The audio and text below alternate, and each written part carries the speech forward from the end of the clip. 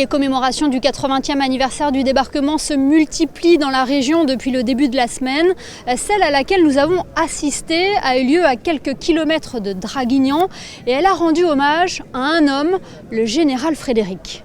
C'est un village à flanc de colline qui a vu le 14 août 1944 le parachutage des troupes alliées aéroportées pour le débarquement dans le sud de la France.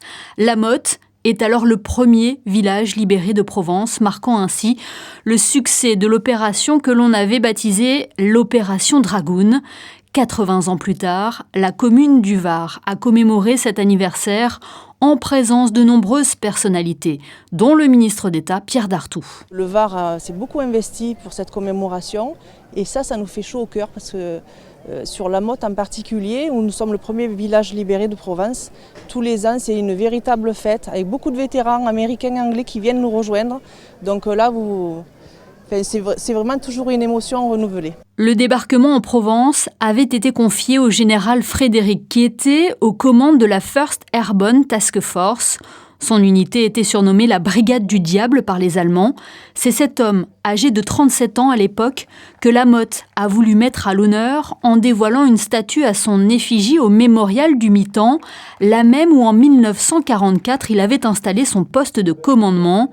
Son petit-fils, Brad Hicks, n'aurait manqué cet hommage pour rien au monde. It amazes me that 80 years later, the French have not forgotten. I believe my grandfather and all the men who fought with him would be amazed that they are still remembered and appreciated.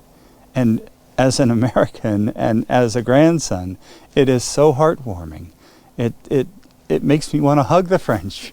Cette statue, dont la réalisation a été financée en partie par la principauté, salue donc l'engagement du général Frédéric, mais aussi de l'ensemble des soldats qui se sont battus pour la France. Herbert Traube est l'un d'entre eux.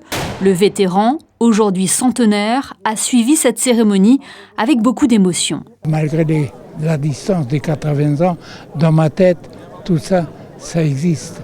Et je me revois à l'époque, quand notre unité a fini à débarquer au Dramont, mais bien après les premières unités. Ce sont mes souvenirs qui remontent quand j'assiste à ce genre de cérémonie. Des souvenirs que Monaco commémorera le 3 septembre prochain pour le 80e anniversaire de sa libération. La contribution décisive de l'armée américaine sera notamment mise en valeur lors de divers hommages.